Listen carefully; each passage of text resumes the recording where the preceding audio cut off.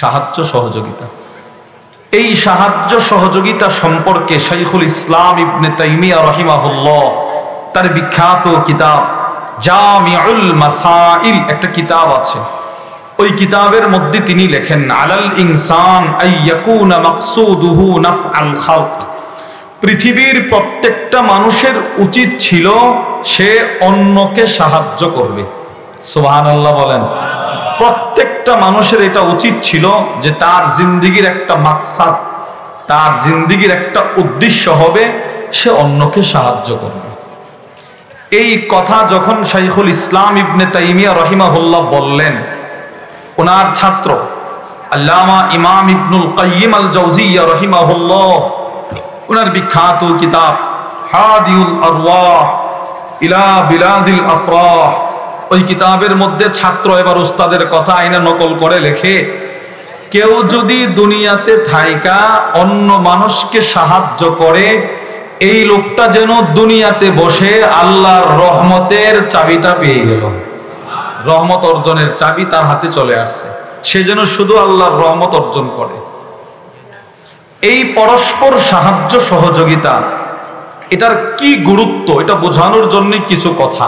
এক নাম্বার, সহিহ আত-তারগীব ও তারহিবের 2623 নম্বর হাদিসের বর্ণনায় আসছে, একে অপরকে সাহায্য করার সিফত গুণ যার ভেতরে যত বেশি, নবীজি বলে সে আল্লাহর কাছে প্রিয় তত বেশি।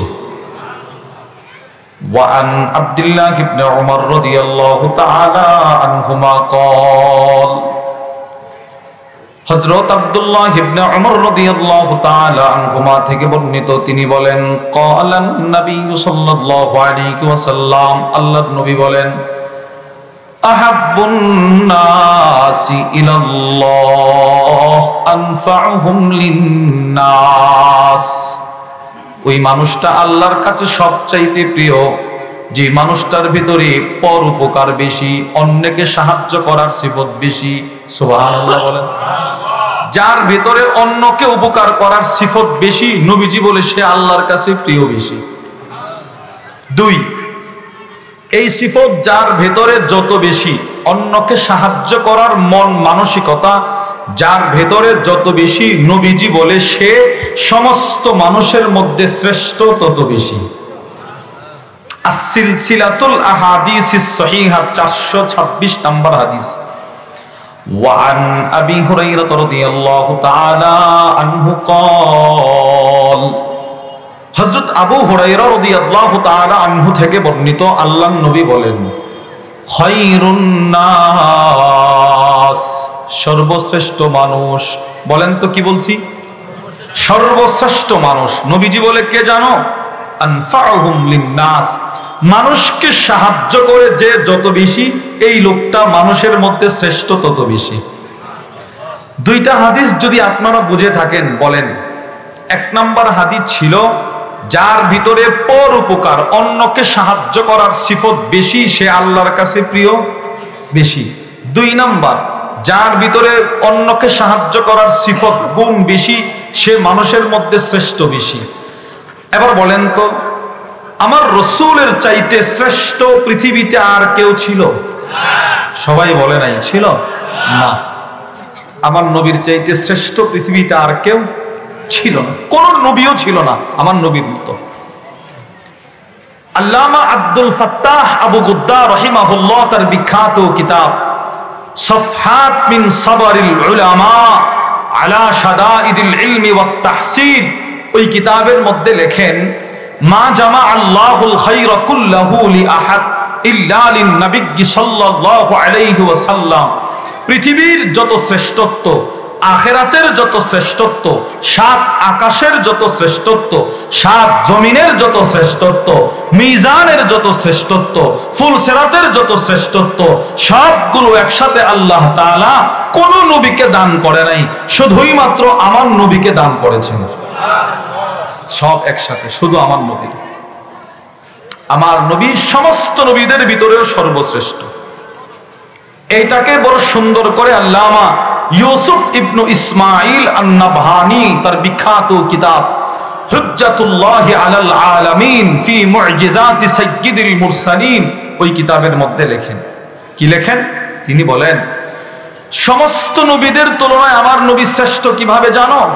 পৃথিবীর সমস্ত নবীকে আল্লাহ তাআলা যত মুজিজা দান করেছিলেন, একাই আমার রাসূলকে আল্লাহ এর চাইতে বেশি দান করছে। যত নবীরে যতটা মুজিজা দিয়েছে, সব নবীর মুজিজা আল্লাহ আমার নবীরে দিয়েছে। কিছু আমরা দেখেছি, জেনেছি, হাদিসে দেখেছি, পেয়েছি, জেনেছি, আর কিছু জানি নাই, অথচ আল্লাহ সব মুজিজা আমার নবীরে দিয়েছে। ইমাম শামসুদ্দিন জাহাবি রহিমাহুল্লাহ তার বিখ্যাত কিতাব তারিখুল ইসলাম ওয়া ওয়াফায়াতুল মাশাহিরি ওয়াল আ'লাম, ওই কিতাবের মধ্যে নিয়ে আসছেন। অপরদিকে তিনি তার আরেক কিতাব সিয়ারু আ'লামিন নুবালার মধ্যে নিয়ে আসছেন।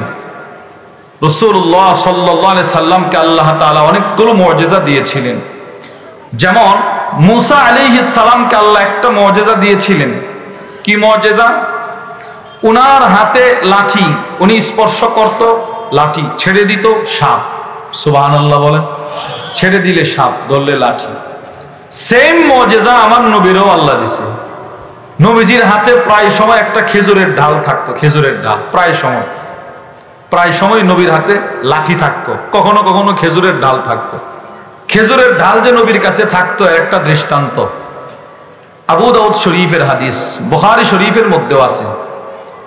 وعن أبي سعيد الخدري رضي الله تعالى عنه قال, আবু দাউদ শরীফের মধ্যে বর্ণনা আছে, আবু সাঈদ আল খুদরি বলেন, بينما نحن عند رسول الله صلى الله عليه وسلم, আমরা একদিন নবীজির কাছে বসা, وهو يقسم قسما أو قسما, নবীজি কিছু গনিমতের মাল বন্টন করছিলেন।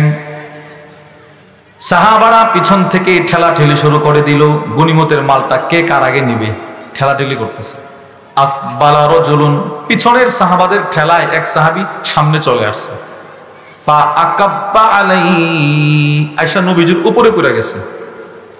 ফাতাআনাহু রাসূলুল্লাহ সাল্লাল্লাহু আলাইহি ওয়াসাল্লাম বিউরজুনিন কানা মাআহু, নবীজির কাছে একটা খেজুরের ঢাল ছিল সাথে, এটা দিয়ে নবীজি সাহাবীর একটা মুনিদ আঘাত করছে, মানে মহব্বতের আঘাত করে বলে, এই উপরে পড়লা কেন, যাও ওইদিকে যাও। তো নবীজি এই সাহাবীরে কি দিয়ে আঘাত করছে ভাই? খেজুরের ডাল, খেজুরের ডাল। এই খেজুরের ডালটা বরকতপূর্ণ ঢাল ছিল। ইমাম শামসুদ্দিন জাহাবি রহিমাহুল্লাহ তার কিতাবের মধ্যে লেখেন, বদরের যুদ্ধ সংগঠিত হয়ে গেল, বদরের যুদ্ধ চলতেছে। উকাশা ইবনে মিহসান রাদিয়াল্লাহু তাআলা আনহু নামে এক সাহাবী ছোট্ট ভাঙ্গা একটা তরবারি বন্টনে পাইছে, এটা দিয়ে যুদ্ধ করতেছে। এক কাফেরের আঘাতে ওনার তরবারিটা ভেঙে গেছে। নবীজির কাছে আসছে, এসে বলে, ইয়া রাসূলুল্লাহ কদিন কাসারা সাইফি, আমার তরবারিটা তো ভেঙে গেছে, যুদ্ধ কেমনে করব? ফাআতাহু উরজুনাম মিন নাখ, ওই রাসূল খেজুরের ডাল দিলেন, যাও এই খেজুরের ডাল দিয়ে এখন যুদ্ধ করো। এবার সাহাবারা রাসূলের দিকে তাকায় আছে, কিরে কাফেরদের এত এত তরবারি আর নবীজি তার খেজুরের ডাল দেয়। এই সাহাবী খেজুরের ডালটা হাতে নিছে। ইমাম শামসুদ্দিন জাহাবি লেখেন, ফাআদা বিইذনিল্লাহি ফি ইয়াদিহি সাইফা, সাহাবী নবী যেই মাত্র খেজুরের ডালটা রাসূলের হাত থেকে ছাড়লেন, সাহাবীর হাতে গেল, সাথে সাথে ঢাল মজবুত তরবারি হয়ে গেল। এই তরবারি দিয়ে সাহাবী যুদ্ধ করলেন। ফাশাহিদাল মাশাহিদ, যেদিকে গেছে সাহাবা ওনার দিকে তাকায় থাকতো। মুজিজার তরবারি। রাসূলুল্লাহ সাল্লাল্লাহু আলাইহি সাল্লামের আরেকটা মুজিজা মুসা আলাইহিস সালামের সাথে মিল, বুখারী শরীফের হাদিস। আপনারা সকলেই জেনেছেন, কোরআনেও আছে, মুসা আলাইহিস সালাতু ওয়াস সালামের সম্প্রদায় বনি ইসরাইল পানির সংকটে তিহ পর্বতে ঘোরাফেরা করতেছে, পানি নাই। মুসা আলাইহিস সালাম পাথরে আঘাত করলেন, 12টা ঝর্ণা প্রবাহিত শুরু হয়ে গেল। মুসা আলাইহিস সালামের লাঠির আঘাতে পাথর ফেটে ঝর্ণা, আর সরাসরি আমার নবীর 2টা আঙ্গুলের মাঝখান থেকে পানির ঝর্ণা। 1500 সাহাবী ওযু করছে। বুখারী শরীফের হাদিস। আনাস ইবনে মালিক, জাবির ইবনে আব্দুল্লাহ বলেন, আতিশান নাস ইয়াউমাল হুদাইবিয়া, হুদাইবিয়ার সন্ধির দিন সাহাবারা পানির পিপাসায় কাতরাইতেছে, পানি নাই। ফাজাহিশান নাসু নাহবাহু, সব সাহাবারা নবীর দিকে গেল। আল্লাহর রাসূলের সামনে ছোট্ট একটা মশক, চামড়ার তৈরি মশক, ছোট্ট একটা মশক দিয়ে নবীজি উযু করতেছেন। উযু সব সাহাবারা গিয়ে নবীর সামনে ভাবে দাঁড়ায় আছে। নবীজি বললেন, মা লাকুম, কি হলো তোমাদের, এখানে দাঁড়ায় রইল যে? ইয়া রাসূলুল্লাহ লাইসা ইনদানা মাউন নাতাওয়াদ্দা ওয়ালা নাশরাব, ওগো আল্লাহর রাসূল সাল্লাল্লাহু আলাইহি ওয়াসাল্লাম, পানি নাই, উযু করব কোথা থেকে পানি নাই, পান করব কোথা থেকে পানি নাই, পানির ব্যবস্থা করেন। হযরত জাবির ইবনে আব্দুল্লাহ বলেন, তাকায়া দেখি আল্লাহর রাসূল নিজের আঙ্গুল মুবারকটা ছোট্ট মশকের ভিতরে ঢোকায়া দিলেন। আল্লাহর রাসূল যেই মাত্র মশকের ভিতরে আঙ্গুল মুবারকটা ঢোকাইলেন, ঝর্ণার মতো পানি প্রবাহিত শুরু হয়ে গেল। উনি বলেন, আমরা সবাই পানি পান করছি, উযু করছি, মশকের পানি কমে নাই। এক সাহাবী জাবির ইবনে আব্দুল্লাহকে একজন তাবী, হাদিসের বর্ণনাকারী একজন রাবী প্রশ্ন করলেন, কাম, ওই দিন তোমরা কয়জন ছিলে? রাসূলের আঙ্গুলের পানি দ্বারা উযু কয়জন করেছিলে? রাসূলের আঙ্গুলি মুবারক থেকে যেই পানি আসছিল কয়জন পান করছিল? মোট কয়জন ছিলে? সাহাবী বলে, কয়জন ছিলাম এটা পরে শোনো। যদি ওই দিন আমরা 1 লক্ষ সাহাবীও থাকতাম, এমন ভাবে পানি প্রবাহিত শুরু হয়েছিল 1 লক্ষ মানুষের জন্য যথেষ্ট হয়ে যেত। চিন্তা কর, 1 লক্ষ মানুষের জন্য যথেষ্ট হইত। তবে ওই দিন আমরা ছিলাম 1500 সাহাবী। সুবহানাল্লাহ, 1500 সাহাবী নিজেরা পান করলেন, উযু করলেন, নিজেদের গবাদি পশুকে পান করাইলেন। দেখেন, এই কথাটাই ইমাম জালালউদ্দিন আস-সুয়ুতি রাহিমাহুল্লাহ লিখেছেন, আযমা মিনহা, মুসা আলাইহিস সালাম আগে লাঠি ব্যবহার করলেন, এরপরে পাথর, পাথর থেকে পানি, কত ওয়াসিতা, আর রাসূলের সরাসরি আঙ্গুল থেকে পানি।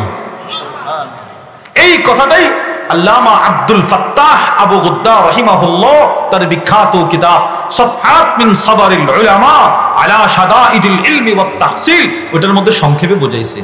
কি বুঝাইলেন? যে সমস্ত নবীকে আল্লাহ যত শ্রেষ্ঠত্ব দিলেন, এর চাইতে কোটি কোটি কোটি কোটি গুণ বেশি শ্রেষ্ঠত্ব আল্লাহ আমার নবীরে দান করছে। এই এবার এখন মূল কথা, কেন আল্লাহ এতগুলো শ্রেষ্ঠত্ব নবীরে দান করলেন? এর অনেকগুলো কারণ। এর ভিতরে অন্যতম একটা প্রধান কারণ হচ্ছে, আমার নবী মানুষকে সাহায্য সহযোগিতা করতেন। সুবহানাল্লাহ বলবেন না জোরে?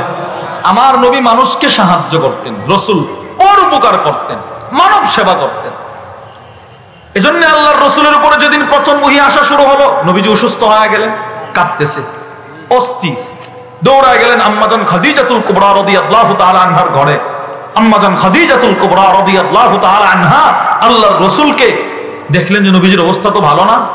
উনি রাসূলকে সান্ত্বনা দিতে গিয়ে যে কথাগুলো বলেছিলেন, তিনি বলেন, কাল্লা ওয়াল্লাহি মা ইউখজিকাল্লাহু আবাদা, না, আল্লাহ আপনাকে কখনো লাঞ্ছিত করবে না। কেন খাদিজা? নবীজি বলে, কেন? মনে করেন একটা প্রশ্ন রাসূল করলো, কেন করবে না? আমরা বললাম কেন করবে না? এবার খাদিজা তো কুবরা রাদিয়াল্লাহু তাআলা আনহা উত্তর দিলেন, ইন্নাকা লাতাসিলুর রাহিম, আপনি না আত্মীয়তার বন্ধন ঠিক রাখেন, ছিন্ন করেন না। সুবহানাল্লাহ বলেন। আচ্ছা, ওয়াতাকসিবুল মাদুম, অসহায় মানুষের পাশে না রাসূল আপনি দাঁড়ান। সুবহানাল্লাহ, দেখেন এই যে উপকার, পরোপকার, অন্যকে সাহায্য। ওয়াতাহমিলুল কাল্লা, যাদের কিচ্ছু নাই, ঘর বাড়ি, সন্তান সন্তানাদি কিচ্ছু নাই, ওই সমস্ত অসহায় মানুষকে না আপনি উপকার করেন, আল্লাহ আপনাকে লাঞ্ছিত করবে না। রাসূল পৃথিবীর ইতিহাসে একমাত্র ব্যক্তি যার গোটা 63 বছর জিন্দেগিতে কেউ নবীর কাছে কিছু চাইছে আর নবীজি বলছে নাই, মাফ করো। আমরা কিন্তু অনেক সময় কথাটা বলি কিনা বলেন? অনেক সময় বাস্তবেই থাকে না, কথার কথা, মানিব্যাগ বাড়িতে, গাড়িতে, পকেটে কিচ্ছু নাই, এমন সময় কেউ চাইলো, তখন আমরা সবাই বলি কি ভাই, যে ভাই নাই তো, আমারে মাফ করো। রাসূলের গোটা জিন্দেগিতে মাফ করো নাই এই শব্দ নাই। সব সময় নবীজি যে যখন যা চাইতো নবীজি দিয়ে দিত, যতক্ষণ থাকতো রাসূল ততক্ষণ দিতে থাকতেন। বুখারী শরীফের 1469 নম্বর হাদিসের বর্ণনা, وعن أبي سعيد الخدري رضي الله تعالى عنه قال أبو سعيد الخدري رضي الله تعالى عنه থেকে বর্ণিত তিনি বলেন ইন্না নাসাম মিনাল আনসার সাআলু রাসূলুল্লাহ সাল্লাল্লাহু আলাইহি ওয়াসাল্লাম আনসার সাহাবাদের এক জামাত নবীর দরবারে আসলেন এসে বলতে লাগলো ইয়া রাসূলুল্লাহ আমরা অসহায় আপনার কাছে অনেক মালামাল দেখা যায় আমাদেরকে দান করেন ফাআতাহুম নবীজি এদেরকে দান করলেন এরা মন মতো যা চাইছে রাসূল সব দান করলেন সুম্মা সাআলুহু এরা আবার নবীর কাছে চাইলো এগুলো বেগে ঢুকাইছে বেগে ঢুকায়া আবার নবীরে গিয়ে বলে আরো দান করেন ফাআতাহুম নবীজি আবার দান করলেন সুবহানাল্লাহ বলেন দুইবার এরা এগুলো রাখছে স্টক করে সুম্মা সাআলু এরা আবার নবীর কাছে চাইলো ফাআতাহুম নবীজি আবার দান করলেন তিনবার চাইছে তিনবার হাদিস বর্ণনাকারী আবু সাঈদ আল খুদরি বলে আমি তাকায় দেখি হাত্তা মা নাফিদা ইনদা রাসূলের কাছে দান করার যা ছিল নবীজি দান করতে করতে সব শেষ করে দিয়েছে আর নাই চিন্তা করেন দেখেন নবীজি এইভাবে দান করতেন আশ্চর্য হবেন মুসলিম শরীফের হাদিস ওয়ান আনাস ইবনে মালিক রাদিয়াল্লাহু তাআলা আনহু قال আনাস ইবনে মালিক থেকে বর্ণিত আন্না রাজুলান সাআলান নবী সাল্লাল্লাহু আলাইহি ওয়াসাল্লাম গনামান বাইনা জাবালাইন এক গ্রাম্য ব্যক্তি নবীর কাছে এসে বলে ইয়া রাসূলুল্লাহ এই যে দুইটা পাহাড় দেখা যায় দুইটা পাহাড়ের মাঝখানে যে পরিমাণ বকরির জায়গা হয় সেই পরিমাণ বকরি এখন আমারে দান করেন সাহাবারা তো হতভম্ব আরে পাগলে বলে কি রে এতগুলো বকরি এর দিত কেন নবী কি দিবে এতগুলো বকরি তাকায় আছে আনাস ইবনে মালিক বলেন তাকায়া দেখি ফাআতাহু ইয়া সে যেই পরিমাণ বকরি চাইলো নবীজি তারে ওই পরিমাণ বকরি দান করে দিলেন কি পরিমাণ বকরি দান করলেন এই হাদিসের ব্যাখ্যায় আল্লামা মুহাম্মদ ইবনে সালেহ আল উসাইমিন তার বিখ্যাত মুসলিম শরীফের শরহ সহিহ মুসলিম চমৎকার একটি ব্যাখ্যা গ্রন্থ ওটার মধ্যে লিখেছে নবীজি এর এই পরিমাণ বকরি দান করলেন দুইটা পাহাড়ের মাঝখানে যে জায়গাটা উঁচু আছে পুরোটা জায়গা বকরি দ্বারা পরিপূর্ণ হয়ে গেছে সবগুলো বকরি সে ধরছে নিতে পারে না কোনো না কোনো ভাবে গেছে ফাআতা কওমাহু সে তার সম্প্রদায়ের কাছে গেল গিয়ে বলতে লাগলো আই কওম আসলিমু হে আমার সম্প্রদায় তোমরা তাড়াতাড়ি কালিমা পড়ে মুসলমান হও কেন তো দেখো কতগুলো বকরি আমাকে মুহাম্মদুর রাসূলুল্লাহ সাল্লাল্লাহু আলাইহি ওয়াসাল্লাম দান করছে আল্লাহ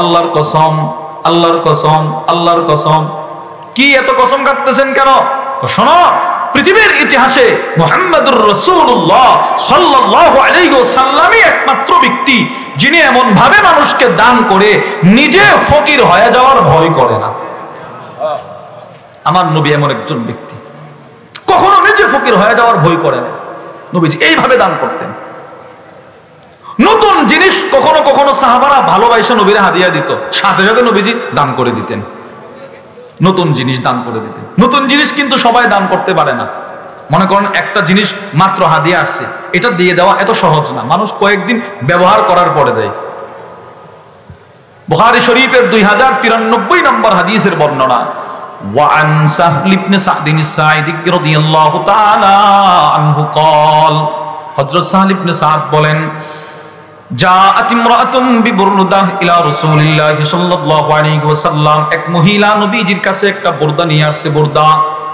আতাদরুনা মাল বুরদা সাহাবী বললেন তোমরা কি জানো বুরদা কি জিনিস ইয়া শামলা এমন চাদরকে বুরদা বলে মানসুজুন ফি হাশিয়াতিহা যে চাদরের চতুর্পাশে কারুকার্য করা থাকে ফুল বুনন করা থাকে ওই চাদরকে বলে বুরদা দামি চাদর ফাকালাত ইয়া রাসূলুল্লাহ মহিলাটা এসে আল্লাহর রাসূলকে বললেন ইয়া রাসূলুল্লাহ ইন্নী নাসাজতু হাদিহি বিয়াদি আমি আপনারে ভালোবাসা এই চাদরটা শুধু আপনার জন্য বানাইছি নবী আপনি এটা হাদিয়াটা গ্রহণ করেন فأخذها النبي صلى الله عليه وسلم محتاجا إليها আল্লাহর রাসূল মহিলার কাছ থেকে চাদরটা এমন ভাবে গ্রহণ করলেন যে নবীজির বড় প্রয়োজন চাদরটা আসলে নবীজির কোনো প্রয়োজন ছিল না রাসূল এমন ভাবে গ্রহণ করছেন এই হতভাগা মহিলার দিল ঠান্ডা হয়ে গেল নবীজি বলে দাও, ওইটার জন্য আমি অপেক্ষা করছিলাম। এইভাবে নিছে।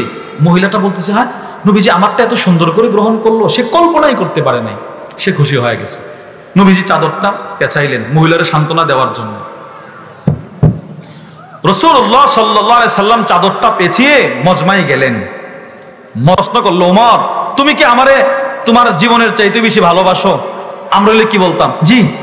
ওমর বলে, না, ভালোবাসতে পারি নাই। যা অন্তরে তা মুখ দিয়ে বলছে। রাসূল বললেন, তাহলে তুমি পরিপূর্ণ ইমানদার হতে পারো নাই। সাথে সাথে ওমর বলল, ওগো আল্লাহর নবী, এখন আমি সাক্ষ্য দিচ্ছি আমার জীবনের চাইতেও আপনারে বেশি ভালোবাসি। আমি আপনাদেরকে এই মাঝখানে এই কথাটা কেন বললাম? ভিতরে যেটা এটা সরাসরি বলে ফেলতেন। এই সাহাবী সরাসরি নবীরে সবার সামনে বলে, আপনার চাদরটা সুন্দর, আমার দেয়ালেন, আমি অসুস্থ, আমি অসহায় মানুষ।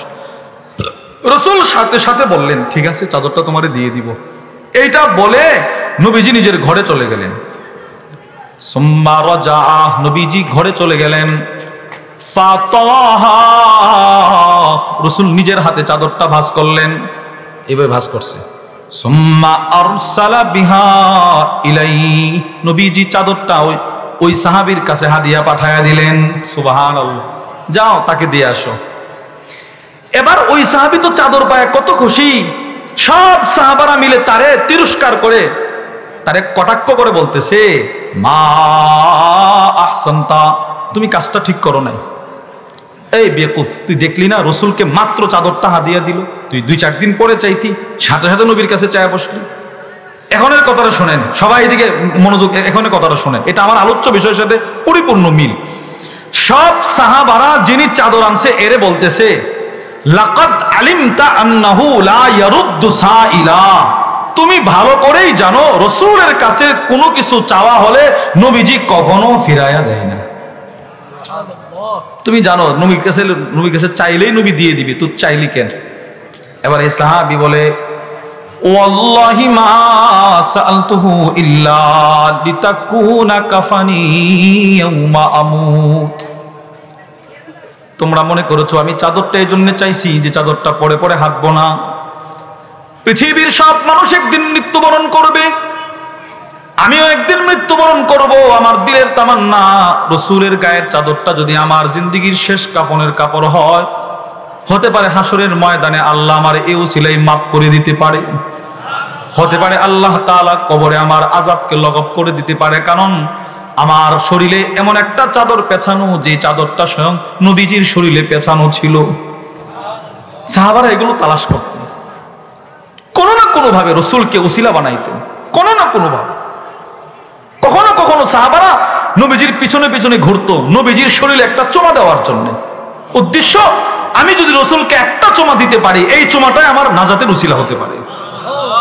আবু দাউদ শরীফের মধ্যে আছে, وعن عبد الرحمن بن أبي ليلى عن أسيد بن حضير رجل من الأنصار قال, হযরত আব্দুর রহমান ইবনে আবি লাইলা নবীজির সাহাবী উসাইদ ইবনে হুযাইর সম্পর্কে বললেন, আনসার এক সাহাবী, বাইনামা ইউহাদ্দিসুল কওম, ইনি একদিন সাহাবাদের সামনে কথা বলতেছিলেন, কয়েকজন সাহাবীর সামনে ইনি কথা বলতেছিলেন।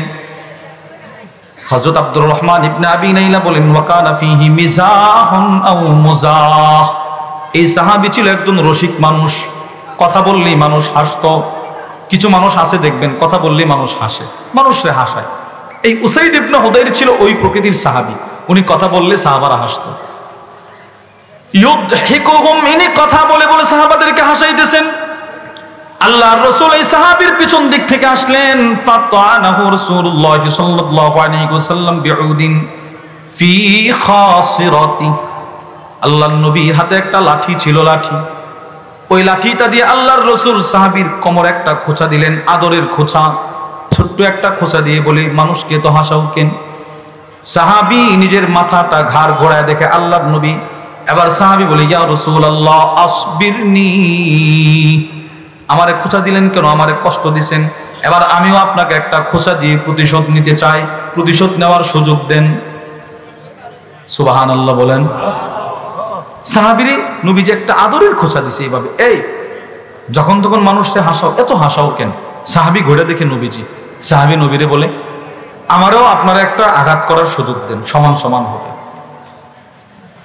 রাসূলুল্লাহ সাল্লাল্লাহু আলাইহি সাল্লাম তার কাছে লাঠিটা দিলেন, দিয়ে বললেন ইস্তাকিত, নেও লাঠি নাও, হাতে লাঠিটা নাও, আমি তোমার এখানে আঘাত করছি, তুমিও আমার এখানে একটা আঘাত করো, যাও, তোমারে কেউ কিচ্ছু বলবে না, আঘাত করো।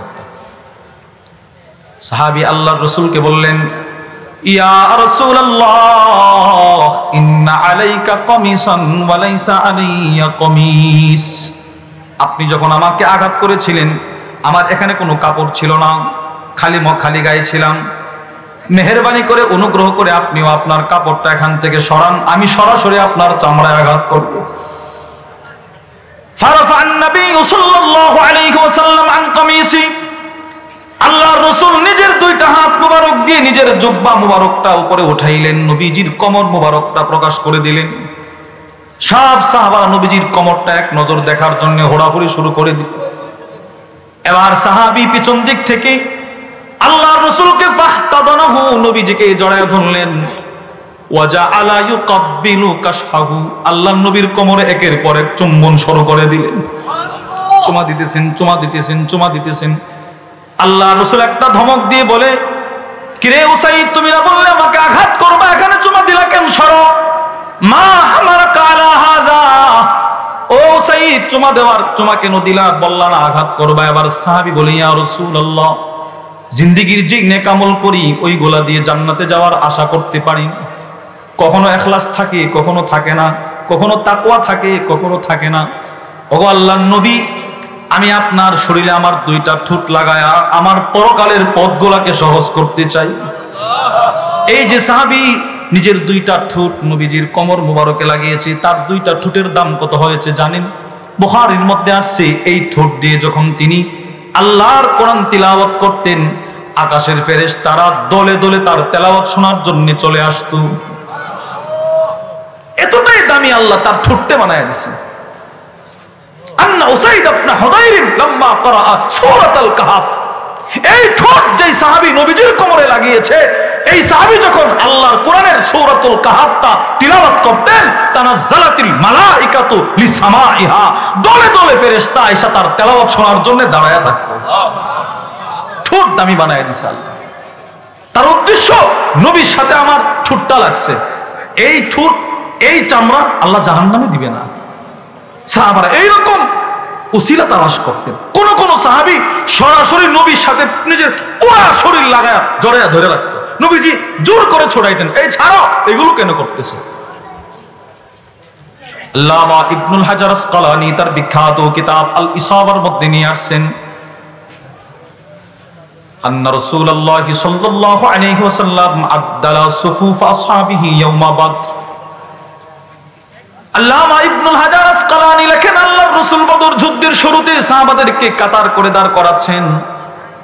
নবীজির হাতে ওয়াফিয়াদিহি কিদহুন, নবীজির হাতে একটা তীর ছিল, তীর দিয়ে নবীজি ইউআদ্দিলু বিহিল কওম, সাহাবাদের কাতার সোজা করতেছেন।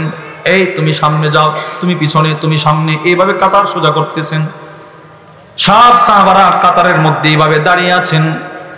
আল্লাহর নবী সাহাবাদের কাতার সোজা করতে গিয়ে সাহাবাদের সামনে হাঁটতেছেন। ফামাররা বিসাওয়াদ ইবনে গাজিয়া আল আনসারী রাদিয়াল্লাহু তাআলা আন, একজন সাহাবী সাওয়াদ ইবনে গাজিয়া, তার সামনে দিয়ে নবীজি হাইটা যায়। ওয়া হুয়া মুতাকাদ্দিমুম মিনাস সাফ, এই সাহাবী সমস্ত সাহাবাদের কাতার থেকে সামনে গিয়ে এইভাবে পেটটা বের করে দাঁড়ায় আছে, মানে তার দিলের তামান্না, নবীজি আমার একটা আঘাত করো। ফাতাআনাহু রাসূলুল্লাহ সাল্লাল্লাহু আলাইহি ওয়াসাল্লাম ফি বাতনিহি বিল কিদহ, নবীজির হাতে যে তীর ছিল ওই তীরটা দিয়ে নবীজি সাহাবীর পেটে একটা মৃদু আঘাত করে বললেন, ইস্তাবিয়া সাওয়াদ, সাওয়াদ তুমি সামনে আসলে কেন? যাও বেটা, কাতারে যাও, লাইনে দাঁড়াও, সোজা হয়। সাহাবী তো সাথে সাথে নবীরে বলে, ইয়া রাসূলুল্লাহ আওজাতানি, আপনি আমার কষ্ট দিলেন কেন? এবার আমিও আপনার একটা কষ্ট দিব, আপনি আমার কষ্ট দিবেন, আমিও আপনার একটা আঘাত করব, সুযোগ দেন। নবীজির কোনো দ্বিতীয় কোনো কথা নাই। আল্লাহর রাসূল ফাকাশাফা রাসূলুল্লাহ, নবীজিও বুঝছে সাহাবী কোনো না কোনো ওসিলা তালাশ করবে। সাহাবী যেই তো খালি গায়ে ছিল, নবীজি নিজের জুব্বা মুবারকটা খুলে ফেললেন, নবীজির পেট মোবারকটা প্রকাশ করে বললেন, নেও, আমি তোমার পেটে একটা আঘাত করেছিলাম, তুমি যদি আঘাত করতে চাও এখানে আঘাত করো। সাহাবী পিছন দিক থেকে গিয়ে ফাহতাদানাহু, আরেক বর্ণনায় আছে ফাহতানাকাহু, নবীর জড়ায়া ধরলেন আর নবীজির পেট মোবারকে একের পর এক চুম্বন শুরু করে দিলেন। চুমা খাইতেছেন। আগের সাহাবী তো ছেড়ে দিয়েছিল, কিন্তু এই সাহাবী রাসূলকে আর ছাড়ে না। আল্লাহর নবী একটা ধমক দিয়ে বললেন, মা আমালাকা আলা হাযা ইয়া সাওয়াদ, ও সাওয়াদ, তুমি আমাকে চুমা দিতে লাগলে কেন? ছাড়ো বেটা, মানুষ কি বলবি? সবাই যদি এইভাবে চলে আসে তো যুদ্ধ করব কখন? সরো, ধমক দিলেন। সাহাবী তখন চোখের পানি ছেড়ে দিয়ে বলে, ইয়া রাসূলুল্লাহ, আরাদতু আইয়াকুনা আখিরুল আহদি বিক আইয়ামুসা জিলদি জিলদাক। ওগো আল্লাহর নবী, হাদরা মাতারা, একটু তাকা দেখেন, শত শত কাফেররা বল্লম তরবারি আর খঞ্জর নিয়ে দাঁড়িয়ে আছে। আমি জানি এই মুহূর্তে যুদ্ধের ময়দানে গেলে হয়তো আমি শহীদ হয়ে যাইতে পারি। ও আল্লাহর নবী, যদি আমি শহীদ হয়ে মৃত্যুবরণ করি আর আল্লাহ তাআলা যদি আমার শাহাদাতটা কবুল না করে, আমি আল্লাহ তাআলাকে বলবো, আল্লাহ, আমার শাহাদাতের সওয়াব দেওয়ার দরকার নাই, আমার এতগুলো বছরের নামাজের বদলা দেওয়ার দরকার নাই, শুধুই মাত্র যে মৃত্যুর পূর্বে তোমার দোস্তের শরীরের সাথে আমার চামড়াটা লাগায় আনছি, এর ওসিলায় তুমি আমাকে জাহান্নামে দিও না। তুমি দিবা কিভাবে? তোমার যে দোস্তের শরীরে জাহান্নামের আগুন হারাম, ওই শরীরে তো আমার শরীরটাও লাগায় আনছে, আমার মাফ করে দাও। ওসিলা খুঁজছে, ওসিলা। সাহাবারা সব সময় নবীর ওসিলা খুঁজতেন, কোনো না কোনো ভাবে যদি আমার পরকালটা পার হয়ে যায়। এই যে আজকের মাহফিলে বসছেন, রাসূলের হাদিস যেই মাদ্রাসায় পড়ানো হয়, নবীজির উপরে যেই কোরআন নাজিল করা হয়েছে, এই কোরআন যেই মাদ্রাসায় পড়ানো হয়, ওই মাদ্রাসার মাহফিলে যে অল্প সময় কুরবানি করে বসতেন, এটাও ওসিলা। আলহামদুলিল্লাহ বলেন না? আলহামদুলিল্লাহ। যারা আসতে পারে নাই, এরা যেন চাঁদ রাতে দোকানদার যেমন তার দোকান বন্ধ রাখলে মানুষ পাগল বলে, নিজের এলাকায় একটা দ্বীনের মজমা হওয়ার পরেও যারা আসতে পারে না, এরা ওর চাইতেও বড় বেকুফ। এটা ওসিলা। সাহাবারা সব সময়, আর এখন তো আলোচনা অন্যদিকে চলে যাচ্ছে, সব সময় সাহাবারা নিজেদের ঘরের কাজ করেই একটা দৌড় মারতেন নবীজির দরবারে। যেই সাহাবীর যেই কাজটা শেষ, এক সেকেন্ডের জন্যও ঘরে বসে থাকতেন না, সোজা নবীর দরবার। কোন কোন সাহাবী ছিল কৃষক, উট বকরি চড়াইতেন, সন্ধ্যার সময় উট বকরিগুলো বেঁধে একটা দৌড় মারতেন নবীজির হাদিস শোনার জন্য। সুবহানাল্লাহ বলেন। মুসলিম শরীফের হাদিস। উকবা ইবনে আমির বলেন, কানাত আলাইনা রিআয়াতুল ইবন, আমার উপরে উট চড়ানোর দায়িত্ব ছিল, আমি উটের রাখাল ছিলাম। ফাজাআত নওবাতি, আমরা যে কয়জন ভাই ছিলাম সবাই মিলে মিলে উট চড়াইতাম, আমার পালা বন্টন আসলো, আমি উটগুলো নিয়ে মাঠে চলে গেলাম। ফারাওয়াহতুহা বিআশিন, সন্ধ্যা যখন হয়ে গেল, উটগুলো নিয়ে আমি আবার চলে আসলাম বাড়িতে, উটগুলো বাঁধলাম। এখন দেখেন, উটগুলো বেঁধেই আমি নবীজির দরবারে চলে গেলাম। সুবহানাল্লাহ। দেখছেন, উট বেঁধে আর এক সেকেন্ড দিন নবীর দরবারে কেন গেছে? হাদিস শোনার জন্য। তিনি বলেন, ফাআদরাকতু রাসূলুল্লাহ সাল্লাল্লাহু আলাইহি ওয়াসাল্লাম, আমি গিয়ে দেখি নবীজি হাদিস বর্ণনা করতেছেন। কি হাদিস? নবীজি বলে, মা মিন মুসলিমিন ইয়াতাওয়াদ্দা ফায়ুহসিনুল ওযু। হযরত উকবা ইবনে আমির বলেন, নবীজির দরবারের সামনে জায়গা পাইলাম না, পিছনে দাঁড়ায় দাঁড়ায় আমি নবীজির হাদিস শুনতেছি। আল্লাহর নবী হাদিস বলেন, যেই মুসলমান সুন্দর করে উযু করলো, সুম্মা ইয়াকুম, অতঃপর যে দাঁড়াইলো, ফায়ুসাল্লি রাকাতাইন, 2 রাকাত নামাজ পড়লো, মুকবিলুন আও মুকবিলান আলাইহিমা বিকলবিহি ওয়া ওয়াজহি, মন লাগায়া, দিল লাগায়া। নবীজি একটা হাদিস বর্ণনা করলেন, যেই মুসলমান সুন্দর করে উযু করলো, অতঃপর দাঁড়াইলো, মন লাগায়া 2 রাকাত নামাজ পড়লো, আল্লাহর রাসূল বলেন ওই মুসলমানের জন্য জান্নাত ওয়াজিব হয়ে গেল। আচ্ছা, হাদিসটা যে শুনছেন আপনাদের কাছে কেমন লাগছে বলেন? অনেক সুন্দর না? এই রাখাল সাহাবী, রাখাল মাত্র উটগুলো বেঁধে আসছে। আয়েশা যখন দেখলো নবীজি এত সুন্দর হাদিস বর্ণনা করলেন, উনি একটা পিছন থেকে একটা চিৎকার মারছে। তিনি বলে, মা আজওয়াদাহাদি, কত সুন্দর নবীর এই বক্তব্যটা, এই বলে একটা চিৎকার মারছে। ইস, কত সুন্দর। সামনে থেকে একজন সাহাবী বলতে লাগলেন, ইয়াকুলুল্লাতি ফাইদা কাইলুন বাইনা দাইয়া ইয়াকুলুল্লাতি ক্বাবলাহা আজওয়াদ। ওনার সামনের সাহাবী বললেন, কে তুমি? তাকাইছে না পিছনে, না তাকায় বলে, কে তুমি জানি না। তুমি আসার পূর্বে নবীজি আর একটা হাদিস বলেছে, ওই হাদিসটা এখন যেটা শুনছো এটার চাইতে আরো সুন্দর। আরে সুবহানাল্লাহ বলেন। তুমি যেটা শুনছো এটার চাইতে আরো বেশি সুন্দর ছিল আগের কথাটা।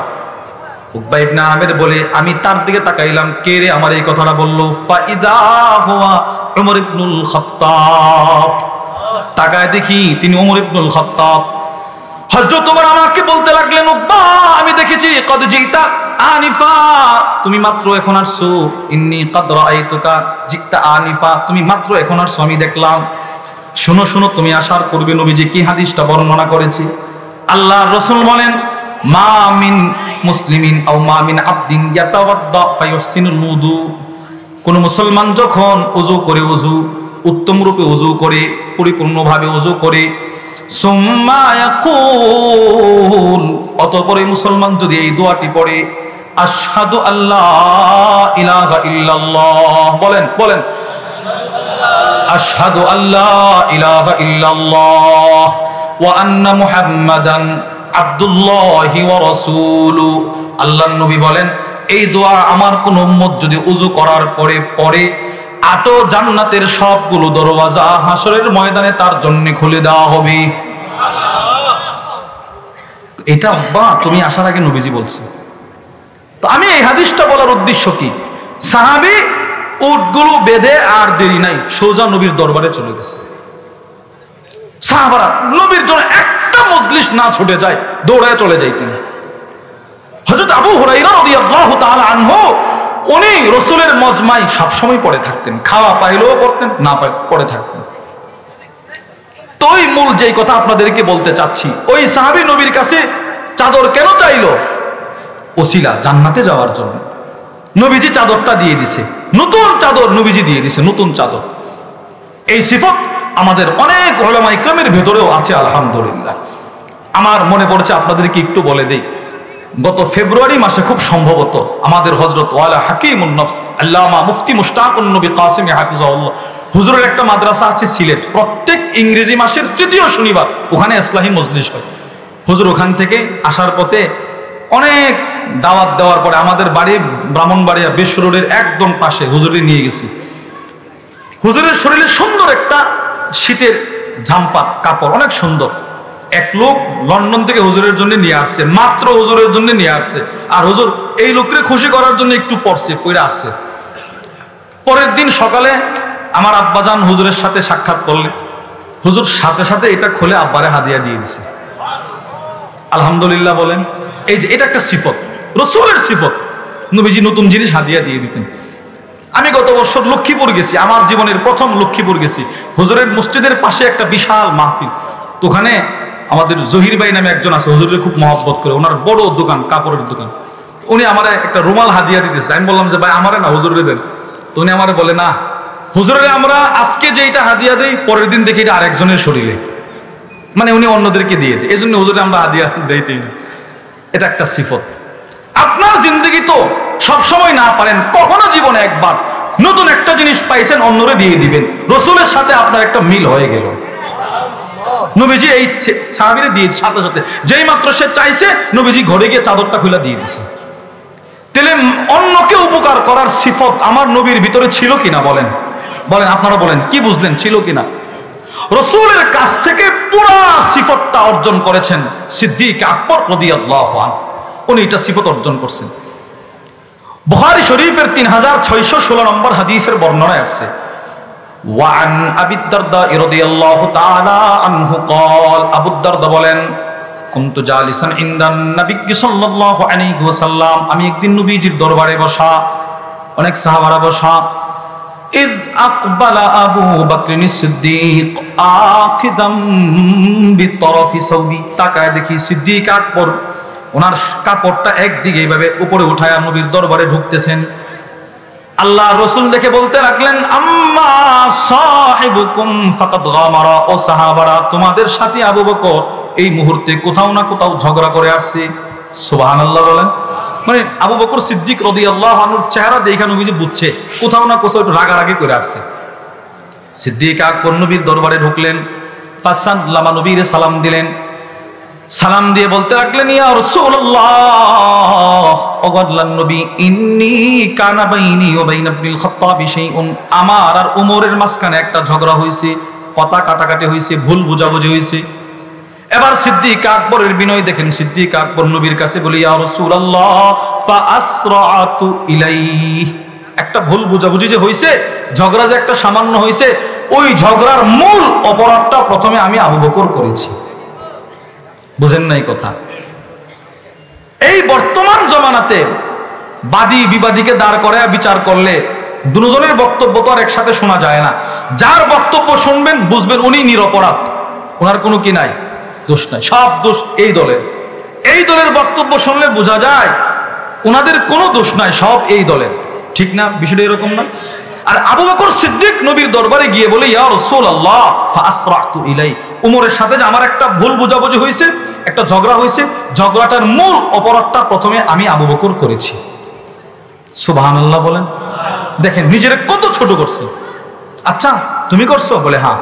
এজন্য আবু বকর সিদ্দিক বলে, ইয়া রাসূলুল্লাহ ফাসাআল সুম্মা নাদিমতু, যেহেতু অপরাধটা প্রথমে আমার ছিল, ঘটনাস্থলে আমি উমরের কাছে লজ্জিত হইয়া ফাসাআলতুহু আইয়াগফির আলী, আমি উমরে বললাম, উমর আমারে মাফ করে দেন। ফাআবা আলাইয়া, কিন্তু উমর আমারে মাফ করে নাই। ফাআকবালতু ইলাইক, এজন্য আপনার কাছে চলে আসছি।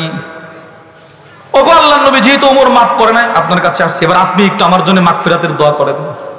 সাথে সাথে আল্লাহর রাসূল আবু বকর সিদ্দিকের হাতটা ধরলেন, ধরে বলতে লাগলেন, ইয়াগফিরুল্লাহু লাকা ইয়া আবা বকরিন, আল্লাহ আপনি আমার আবু বকরের মাফ করে দেন, আল্লাহ আপনি আমার আবু বকরের মাফ করে দেন। তিনবার বলছে, তিনবার। আবু বকরের উমর ক্ষমা করে নাই। উমর তো মিজাজ গরম থাকে, পরবর্তীতে উনিও মেজাজ যখন ঠান্ডা হয়েছে উনি বুঝতেছে আমি কাজটা করলাম কি, আমি আবু বকরের মতো ব্যক্তিরে মাফ করি নাই, না কাজটা আমি ঠিক করি নাই। উনি আবু বকরের কাছে ক্ষমা চাওয়ার জন্য ফাতা মনজিল আবি বকরিন সিদ্দিক আকবরের বাড়িতে চলে গেছে। গিয়ে বলতে লাগলো, আসাম্মা আবু বকরিন, সিদ্দিক আকবর আপনি কি ঘরে আছেন? আবু বকর সিদ্দিকের ঘর থেকে জবাব আসলো, ফাকালু লা, না তিনি ঘরে নাই, নবীর দরবারে চলে গেছে। হযরত ওমর দৌড়ে নবীজির দরবারে চলে গেলেন, গিয়ে বলতে লাগলেন, ফাসাল্লামা, গিয়ে আল্লাহর নবীর সালাম দিলেন। সাহাবী হাদিস বর্ণনাকারী আবু দারদা বললেন, যেই মাত্র নবীজি ওমরের কণ্ঠটা শুনলেন, সাথে সাথে ফাজাআলা ওয়াজহুন নবী সাল্লাল্লাহু আলাইহি ওয়াসাল্লাম ইয়াতামাআর, নবীজির চেহারা রাগে লাল হয়ে গেছে। তুমি আসছো, তুমি আমার সিদ্দিক আকবরের ক্ষমা করো নাই? নবীজি রাগ হয়ে গেছে। নবীজির রাগ দেখা হাত্তা আশফাকা আবু বকর সিদ্দিক আকবর নবীর চেহারা দেখা থরথর করে কম্পন শুরু করলেন। আবু বকর কাঁপতেছে কাঁপতেছে, হায় হায়, না জানি এখন নবীজি উমরকে কি করে। ফাজাসা আলা রুকবাতাই, সিদ্দিক আকবর নিজের দুইটা হাঁটু মাটিতে গেড়ে বসে কাঁপতেছে। আর বলে কি জানেন, তখনও নবীর কাছে আবু বকর উমররে বাঁচানোর জন্য সিদ্দিক আকবর বলে, ওয়াল্লাহি আনা কুনতু আজলাম, ওগো আল্লাহর রাসূল, আল্লাহর কসম উমরের কোনো দোষ নাই, সব দোষ আমি আবু বকরের। চিন্তা করেন আপনি, উমররে বাঁচানোর জন্য সিদ্দিক আকবর নিজের অপরাধী বানাইছে। নবীজি তো বুঝে ফেলছে, রাসূল বুঝছে সিদ্দিক আকবরের যে কোনো দোষ নাই, এটা নবীজি ভালো করেই বুঝছে। আল্লাহর রাসূল দাঁড়াইলেন, নবীজির চোখের পানি ছেড়ে দিয়ে একটা সংক্ষিপ্ত বক্তব্য দিলেন। আল্লাহর রাসূল বললেন, ইন্নাল্লাহা বা'আসানি ইলাইকুম ফাকুলতুম কাযাবতা। এই উমর, ও আবু দারদা, ও উসমান, ও আলী, ও সাহাবারা শোনো, আল্লাহ তাআলা যখন আমাকে নবী করে তোমাদের কাছে পাঠিয়েছিল, তোমরা সবাই আমারে দেখলেই বলতো আমি মিথ্যুক। আমি তোমাদেরকে আল্লাহর দাওয়াত দিতাম, তোমরা বলতো আমি মিথ্যুক। ওমর, তুমি তো আমার মাথাটা কাটার জন্যও দাঁড়িয়ে গিয়েছিলে রে ওমর, তোমরা সবাই বলেছিলে আমি মিথ্যুক। পৃথিবীর ইতিহাসে সব মানুষ যেদিন আমাকে মিথ্যুকের তীর ছুটতে ছিল, ওই দিন যে মানুষটা সর্বপ্রথম আমারে দেখা বলেছিল আপনি সত্যবাদী, ওই মানুষটা হচ্ছে আমার আবু বকর। এই আমার আবু বকর, এই আবু বকর আমারে প্রথম দেখা বলছিল আমি সত্যবাদী। যে আবু বকর আমারে প্রথম বলছে আমি সত্যবাদী, তারে তোমরা কষ্ট দিতেছো, সাবধান, আমার আবু বকরকে কখনো কষ্ট দিবা না, সে আমারে প্রথম সত্যবাদী বলছে। আবু বকর সিদ্দিক রাদিয়াল্লাহু তাআলা আনহু প্রথমে সত্যবাদী বলেছিল। এই ঘটনাটা কি, এটার অনেকগুলো ব্যাখ্যা আছে, এর মধ্যে একটা ব্যাখ্যা, এই ব্যাখ্যাটা বোঝার আগে আপনাদেরকে আরেকটা কথা বুঝতে হবে। এটা আলোচ্য বিষয়ের বাইরে, কিন্তু এটা বোঝানোর জন্য খুবই গুরুত্বপূর্ণ। খেয়াল করে শুনবেন, প্রত্যেক নবীর আগের নবীকে বলা হয় মুবাশশির। বলেন, প্রত্যেক নবীর আগের নবীকে কি বলা হয়? মুবাশশির। মুবাশশির শব্দের অর্থ হচ্ছে সুসংবাদ প্রদানকারী। প্রত্যেক নবীর পরের নবীকে বলা হয় মুসাদ্দিক। মুসাদ্দিক শব্দের অর্থ হচ্ছে সত্যায়নকারী। একজন নবী হতে গেলে ওনার আগেও একজন নবী থাকতে হবে যিনি তার আশার সুসংবাদ দিবেন, ওনার পরেও একজন নবী থাকতে হবে যিনি উনি যে নবী ছিলেন সত্যায়ন করবেন। তো আমার রসুল যে নবী হয়ে আসবে, সমস্ত নবীরা সুসংবাদ দিয়েছে কিনা বলেন? দিয়েছে। সর্বশেষ যেই নবী ঈসা ইবনে মারইয়াম, উনিও বলছে ইন্নী রাসূলুল্লাহি ইলাইকুম মুসাদ্দিকাল লিমা বাইনা ইয়াদাইয়া মিনাত তাওরাত ওয়া মুবাশশিরাম বিরাসূলিন ইয়াতি মিন বাদি ইসমুহু আহমদ। আমি একজন আহমদ মুহাম্মদ সাল্লাল্লাহু আলাইহি ওয়াসাল্লাম শ্রেষ্ঠ নবীর আগমনের সুসংবাদ তোমাদেরকে দিয়ে গেলাম। নবীজি দুনিয়াতে আসলেন, রসুল আইসা অতীতের সমস্ত নবীদেরকে নবী যে ছিল এটার সিল মারলেন, খাতামুন নাবিয়্যিন। ইনি বললেন সবাই নবী ছিল, আমি রসুল বলে দিলাম। কিন্তু আমার নবী যে নবী, আমার নবীর পরে কোনো নবী আছে? এখন জোরে বলেন আছে? জোরে বলেন, নবীর পরে কোনো নবী আছে? নাই। সুতরাং মুসাদ্দিক, নবী যে নবী আল্লাহ সত্যায়ন করলেন, কোরআন সত্যায়ন করলেন, রসুল নিজে সত্যায়ন করলেন। কিন্তু নবীর ভিতরে একটা কষ্ট ছিল, হায় সমস্ত মানুষরে আমি সত্যায়ন, নবীরে আমি সত্যায়ন করলাম, আমার পরে তো নবী আসার কোনো চান্স নাই, আমার মুসাদ্দিকও নাই। এইটা রসুলের ভিতরে কখনো কখনো জাগনা দিত। আল্লাহ রসুলের এই নবীজির পরে যেহেতু নবী নাই, কিন্তু আবু বকর সিদ্দিককে নবী না বানাইলেও আল্লাহ মুসাদ্দিকের চেয়ারটা আবু বকর সিদ্দিককে দান করে দিয়েছেন। এটা কিভাবে? as-silsilatul ahadithis sahihar মধ্যে একটা হাদিস আছে, আল্লাহর রসুল যেদিন মেরাজ করলেন, নবীজি যেদিন মেরাজ করলেন, ওই দিন আল্লাহর রসুল মেরাজ থেকে আসার পরের দিন মক্কায় সমস্ত কাফেরদের কাছে খবর গেল যে নবীজি গত রাত্রে মক্কা থেকে বাইতুল মাকদিস ফিলিস্তিনে গেছে, আবার রাত্রে চলে আসছে। সব কাফেররা বলে এটা গাজাখড়ি কথা। নাউজুবিল্লাহ বলবেন না? না, এটা আমরা বিশ্বাস করতে পারি না, এটা কোনোভাবেই বিশ্বাসযোগ্য নয়। আমাদের যেই ফিলিস্তিন যাইতে সপ্তাহের পর সপ্তাহ লেগে যায়, ওই ফিলিস্তিনে উনি নাকি এক রাত্রিতে গেছে আবার চলে আসছেন, না এটা আমাদের বিশ্বাস নেই। এগুলো পাগলের কথাবার্তা। সব কাফেররা নবীরে তুচ্ছ তাচ্ছিল্য করতেছেন। আম্মাজান আয়েশা আস-সিদ্দিকা রাদিয়াল্লাহু তাআলা আনহা হাদিসটি বর্ণনা করেন, তিনি বলেন সব কাফেররা মিলে আবু বকর সিদ্দিক রাদিয়াল্লাহু তাআলা আনহুর কাছে গেলেন। তখনও পর্যন্ত সিদ্দিক আকবরের কানে আসে নাই রাসূল যে মেরাজ করে আসছে। সবাই গিয়ে আবু বকর সিদ্দিক করলো, দেখি তো আবু বকর তো এই মুহাম্মদের সবকিছু বিশ্বাস করে, দেখি এই কথাটা সে বিশ্বাস করে কিনা। যদি বিশ্বাস করে এ পাগল, আসতেও পাগল, এলো উনিও পাগল। নাউজুবিল্লাহ বলে। সবাই গেছে আবু বকর সিদ্দিকের কাছে, গিয়ে বলে ফাহাল্লাকা ইলা সাহিবিক ইয়াজাম আন্নাহু উসরিয়া বিহাদিহিল লাইলা। এ আবু বকর, তোমার বন্ধুর ব্যাপারে তোমার কি বক্তব্য? সে দাবি করছে সে নাকি গত রাত্রে মক্কা থেকে বাইতুল মাকদিসে গেছে আবার আসছে। তুমি কি এটাও বিশ্বাস করো? যেখানে আমাদের সপ্তাহের পর সপ্তাহ লাগে, ওখানে তোমার দোস্ত নাকি এক রাত্রে বাইতুল মাকদিস ফিলিস্তিন থেকে আবার মক্কায় আসছে। আবু বকর সিদ্দিক তখন কি জবাবটা দিয়েছেন শুনেন। তিনি বলেন আমার দোস্ত বলছে এই কথা? বলে হ্যাঁ। কি বলছে? সে নাকি মক্কা থেকে বাইতুল মাকদিসে গেছে আবার এখানে আসছে। আবু বকর সিদ্দিক বলে উনি তো কম বলছে, উনি যদি এই কথাও বলতো যে আমার দোস্ত এক রাত্রিতে শুধু বাইতুল মাকদিস না, প্রথম আকাশ না, না প্রথম আকাশ না, দ্বিতীয় আকাশ না, দ্বিতীয় আকাশ না, তৃতীয় আকাশ, তোর তৃতীয় আকাশ না, সিদরাতুল মুনতাহা, আরশ লৌহ কুরসি দেখে আসছে এক রাত্রিতে, যদি এটাও বলতো আমি ওইটাও বিশ্বাস করতাম। চিন্তা করেন। অথচ সিদ্দিক আকবরের কানে কিচ্ছু আসে নাই। রাসূলকে এই যে নবীর একটা সত্যায়ন করছেন, নবীজি সিদ্দিক আকবরের ডাকাইছে। ডাকায় বহুদিন পরে আম্মাজান আয়েশা বলে আমার নবী আমার আব্বাজানরে ডাকা বলতেছে, আবু বকর আমার মনে একটা ব্যথা ছিল, আমার বুঝি কোনো মুসাদ্দিক নাই, আমি বুঝেছি আল্লাহ আপনাকে আমার মুসাদ্দিক বানিয়ে দিয়েছে। এই কথাটাই নবীজি হাদিসে বলতেছেন। তোমরা সবাই বলেছিলে আমি মিথ্যুক, ওমর তুমি আমার মাথা কাটার জন্য দাঁড়িয়ে গিয়েছিলে, সবাই বলছিল আমি মিথ্যুক, আমি মিথ্যুক। কিন্তু ওই দিন যেই মানুষটা আমাকে সর্বপ্রথম সত্যবাদী বলেছিল ইনি আমার আবু বকর। এই আবু বকর শুধু আমার সত্যবাদী বলে নাই, ওয়া ওয়াসানি বিনাফসিহি ওয়া মালি, আমার আবু বকর আমাকে জানে মালে সহযোগিতা করেছে। এই সহযোগিতা সিদ্দিক আকবর কি পরিমাণ সহযোগিতা করেছে জানেন? তিরমিজি শরীফের 3616 নম্বর হাদিসের বর্ণনা, আল্লাহর রাসূল বলেন মা লি আহাদিন ইনদানা ইয়াদুন ইল্লা ওয়াকাদ কাফাইনা, তো পৃথিবীর যত মানুষ আমার উপরে অবদান রেখেছে, আমাকে সাহায্য সহযোগিতা করেছে, সকলের সহযোগিতার বদলা আমি নবীজি দুনিয়াতে দিতে পেরেছি। মা হালা আবা বকরিন, সিদ্দিক আকবর আমাকে এতটাই আমার উপরে তার অবদান আছে যার বদলা আমি নবীজি দুনিয়াতে দিতে পারি না, আমি দিতে পারি না। তাহলে উনি কি ধরা খাওয়া গেল? নবী বলে না ইউকাফিউহুল্লাহু বিহা ইয়াউমাল কিয়ামা, আমার সিদ্দিকের অবদানের বদলা স্বয়ং আল্লাহ হাসরের ময়দানে কোটি কোটি হাসরবাসীর সামনে আল্লাহ নিজের কুদরতি হাতে এই বদলা দান করবেন, আমার আবু বকরের বদলা। কি ভাই চিন্তা করেন তো, উপকার করা সবচাইতে বড় উপকার ইলমের উপকার।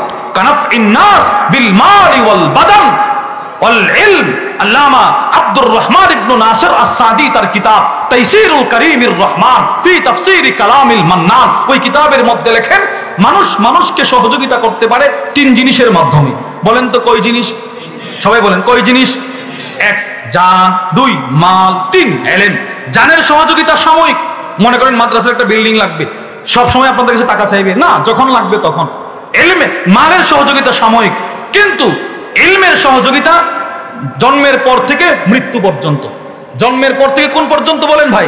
মৃত্যু পর্যন্ত। মৃত্যু পর্যন্ত ইলমের সহযোগিতা।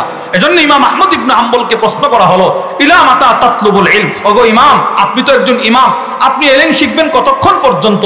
ইমাম আহমদ ইবনে হাম্বল বলে আনা আতলুবুল ইলম ইলা আন আদখুলাল কবর, আমি ইলম শিখবো কবরে যাওয়ার আগ পর্যন্ত। এবার আপনার জন্য ইলম শিখার মার্কাজ মাদ্রাসা। যদি তবলিগেও ইলম শিখতে চান তো ওই তবলিগে থাকতে হবে যে তবলিগে আলেম আছে, আলেম। বলেন ইনশাআল্লাহ। আল্লাহ আমাদের সকলকে যে কথাগুলো বললাম ওই কথাগুলোর উপর আমাকে আপনাকে সকলকে আমল করার তৌফিক দান করেন। আমাদের